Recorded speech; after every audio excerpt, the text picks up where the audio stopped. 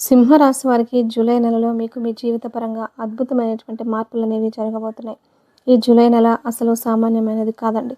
మీ జీవితాన్ని ఇంకో కోణం వైపుకు తిప్పేటటువంటి నెల. ఎందుకంటే మీకు గ్రహాలనేవి గత కొంతకాలంగా ఏంటంటే వ్యతిరేకంగా ఉండే చాలా రకాలైనటువంటి సమస్యలు, బాధలు, అవమానాలు, నిందలు ఇలాంటివన్నీ కూడా పడబోతున్నారు. కానీ ఇప్పుడేంటంటే మీకంతా కూడా అనుకూలంగా మారి, మీ యొక్క మంచితనం, మీ యొక్క కష్టం అనేది అన్నీ కూడా దైవానికి అర్థమయ్యి, మీ యొక్క అన్ని రకాల సమస్యల నుంచి బయటపడేటటువంటి ఒక మంచి అవకాశంగా చెప్పుకోవచ్చనమాట. మామూలుగానే నాయకత్వ లక్షణాలు, అలాగే ధైర్యము, పట్టుదల, శక్తి, సామర్థ్యాలు, తెలివితేటలు ఇలాంటివన్నీ కూడా చాలా ఎక్కువగా ఈ సింహరాశి వారిలో ఎక్కువగా ఉంటాయన్నమాట. కాబట్టి మీరేంటంటే ఏదైనా సరే ధైర్యంగా, సాహసంగా ముందుకు వెళ్తూ ఉంటారు. అంటే వీరి మనస్తత్వం ఎలా ఉంటుందంటే, చాలా భోలా మనస్తత్వంలాగా ఉంటుందండి. అంటే ఏదైనా సరే కోపం ఎంత త్వరగా వస్తుందో, అలాగే వెంటనే మళ్ళీ వెన్నలాగా కరిగిపోయి, మళ్ళీ సైలెంట్‌గా కామ్ అయిపోతూ ఉంటారనమాట. అంటే వెంటనే జారిపోతారనమాట. ప్రేమగా మళ్ళీ తిరిగి పలకరిస్తే కోపం అంతా కూడా తీసి పక్కన పెట్టేస్తారు. మనసులో అసలేం పెట్టుకోరనమాట. కల్మషం లేని ఒక మంచి మనసుగా చెప్పుకోవచ్చనమాట. అలాగే వీరి ఆలోచన విధానం కూడా చాలా లోతుగా ఉంటుంది. ఏదైనా సరే ఆచితూచి నిర్ణయాలు తీసుకుంటూ ఉంటారనమాట. అలాగే మనసును కూడా ఎప్పుడు కూడా చాలా ప్రశాంతంగా, కామ్‌గా, పైకి సైలెంట్‌గా అలా ఉంటారు. కానీ లోపలేంటంటే వీరికి ఒక పెద్ద యుద్ధమే నడుస్తుందని చెప్పుకోవచ్చు. కాకపోతే వీరి మనస్తత్వం ఎలా ఉంటుందంటే, మేము పడ్డ బాధ ఒకరికి చెప్పి వారిని కూడా ఇబ్బంది పెట్టకూడదు. మా బాధ ఏదో మేము పడదామని చెప్పి పైకి ప్రశాంతంగా ఉంటారు. కానీ లోపలేంటంటే చాలా రకాలైనటువంటి సమస్యలతో నలిగిపోతూ ఉంటారనమాట. వీరి జీవిత విధానం చూసుకుంటే చిన్న వయసు నుంచి కూడా ఎన్నో రకాలైనటువంటి కష్టాలు, బాధలు పడి బాగా ఇబ్బంది పడి ఉన్నటువంటి వ్యక్తులుగా చెప్పుకోవచ్చండి. అయితే వీరికున్నటువంటి మనస్తత్వానికి ఏంటంటే అదృష్టం అనేది ఏదో ఒక రూపంలో కలిసి రావాలి కదా! అలా వీరికేంటంటే ఈ నెల రూపంలో కలిసి వస్తుందని చెప్పుకోవచ్చనమాట. వీరికేంటంటే వీరి జీవిత పరంగా చాలా వరకు కూడా ఎక్కువగా సమస్యలు ఫేస్ చేసి పెరిగినటువంటి వ్యక్తులండి. అయితే వీరు చాలా వరకు కూడా యాక్టివ్‌గా ఉంటారనమాట. మనకి సింహం ఎంత చురుగ్గా ఉంటుందో చాలా చురుగ్గా ఉంటుంది. సింహం చాలా తెలివిగా ఉంటుంది. దాని యొక్క చురుకు, దాని యొక్క హుషారు, దాని యొక్క తెలివి అనేది మాటల్లో చెప్పేది కాదండి. అంత చురుకుగా చాలా సమయస్ఫూర్తిగా ప్రవర్తిస్తూ ఉంటుందన్నమాట. అలాగే ఈ సింహరాశి వారు కూడా ఏంటంటే చాలా తెలివైనటువంటి వ్యక్తులు. చాలా చురుకైనటువంటి వ్యక్తులు. ఏదైనా సరే ఒక్కసారి చూసారంటే వెంటనే టక్కున కనిపెట్టేస్తారనమాట. అలాగే ఏదైనా కనిపెట్టేటటువంటి మనస్తత్వం కూడా వీరిలో ఉంటుందన్నమాట. వీళ్ళు ఎక్కువ మంది చూసినట్లయితే మనకేంటంటే శాస్త్ర విద్య, సాంకేతిక విద్య ఏదైనా పరికరాలను కనిపెట్టడం ఇలాంటివి ఎక్కువగా చేస్తూ ఉంటారనమాట. అలాగే డ్రైవింగ్‌కి సంబంధించి జాబ్స్‌లో ఎక్కువగా బిజినెస్ ఫీల్డ్‌లో ఎక్కువగా ఉంటారు. అంటే ఎక్కువగా సొంతంగా అంటే ఒకరి కింద పనిచేయడానికి కాకుండా వారంతా వారే స్వయంగా ఏదైనా చేసి సంపాదించుకోవడానికి ఇష్టపడేటటువంటి వ్యక్తులుగా ఈ సింహరాశి వారిని మనం చెప్పుకోవచ్చు. అయితే వీరికేంటంటే అబద్ధాలు చెప్పేవాళ్ళంటే అస్సలు ఇష్టపడరు. అబద్ధాలు చెప్పరు. ఎవరైనా చెప్పినా కూడా అసలు పొరపాటును కూడా వీరికి నచ్చరనమాట. వీరికి కోపం అనేది చాలా ఎక్కువగా వస్తుందండి. ఎందుకంటే మంచి మనుషులకి ఎప్పుడైనా సరే వెంటనే కోపం వస్తుంది.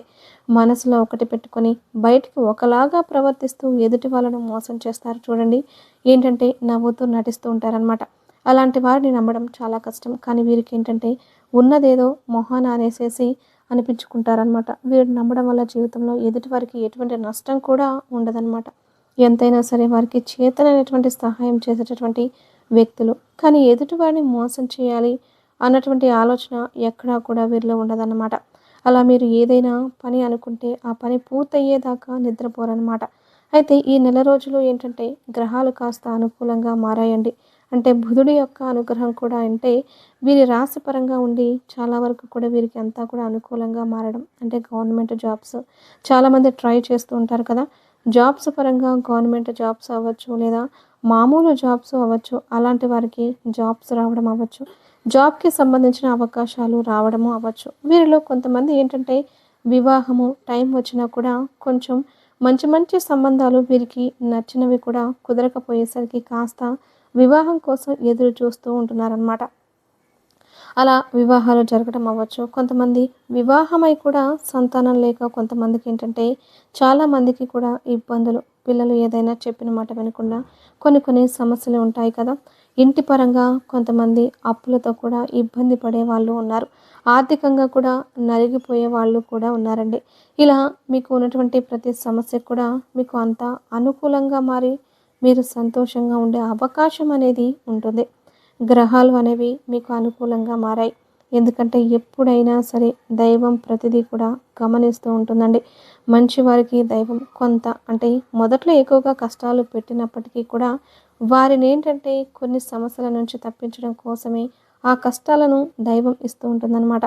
కాబట్టి అది గ్రహించి దైవాన్ని వదిలిపెట్టకుండా నమ్ముకున్నటువంటి వారు ఎప్పుడూ కూడా పాడైపోయినట్లుగా చరిత్రలో లేదనమాట. అలా వీరి మీద ఎప్పుడూ కూడా దైవ అనుగ్రహం పుష్కలంగా ఉంటుంది. ఈ నెల రోజుల్లో మీకు మంచి శుభవార్తలు వింటారు. ఈ నెల రోజులు బిజీగా ఉంటారు. కాస్త కూస్తో ఫ్యామిలీతో టైం స్పెండ్ చేస్తూ ఉంటారు. వీరికి ఫ్యామిలీతో టైం స్పెండ్ చేయడం అంటే చాలా ఇష్టం. సమయం కోసం ఎదురు చూస్తూ ఉంటారు. అలాగే ఇంట్లో దైవారాధన చేసే అవకాశం అనేది ఉంటుంది.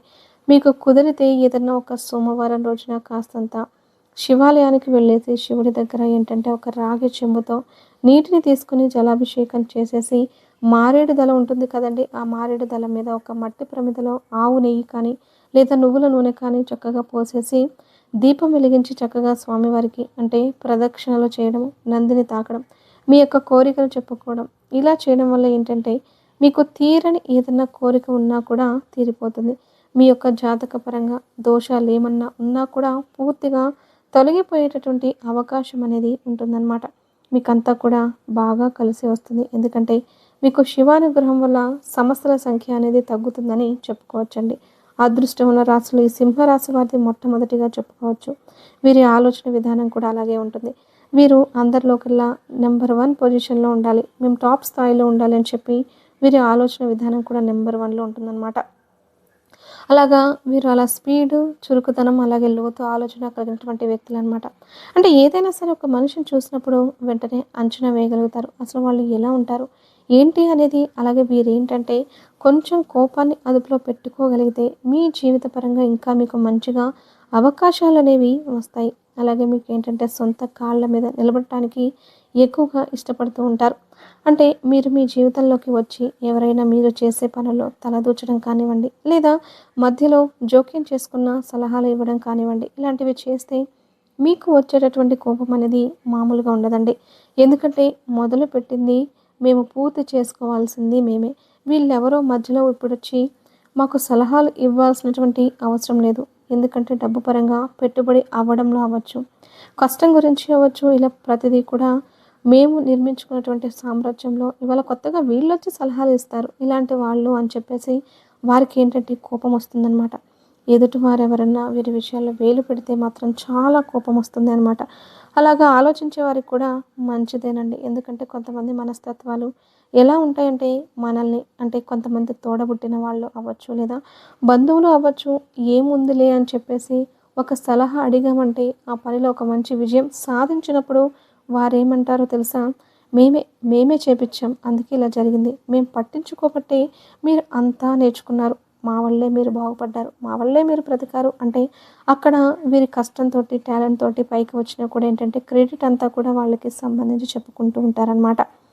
మా వల్లే ఇలా జరిగింది అని చెప్పేసి మన యొక్క కష్టాన్ని కూడా తేలికగా తీసేసి పడేస్తూ ఉంటారనమాట. అంటే అసలు మొత్తం మేమే బ్రతికించాం, మేమే చేశాము అని చెప్పేసి ఎదుటివారు చెప్పుకుంటూ ఉంటారండి. కాబట్టి మీకు ఉన్నటువంటి ఆలోచన కరెక్టేనండి. మీరు ఎవరిని కూడా ఏమీ అడగొద్దు. తెలియకపోతే ఏదైనా సలహా వారి నుంచి తీసుకోండి. కానీ మీ పనుల్లో ఎంత అయిన వాళ్ళైనా సరే ఎవ్వరిని కూడా తలదూర్చనివ్వద్దు. ఎందుకంటే అయిన వాళ్ళే ఇంకా 4 మాటలు ఎక్కువ అంటారండి. బయట వాళ్ళు మనల్ని పెద్దగా అనాల్సినంత అవసరం అయితే ఏమీ లేదు. కాబట్టి ఏదైనా సరే మీ కష్టం మీరు చేసుకోండి. అలాగే ఏదైనా నష్టం వచ్చిందనుకోండి అది మళ్ళీ మీ మీద తోసేస్తారు.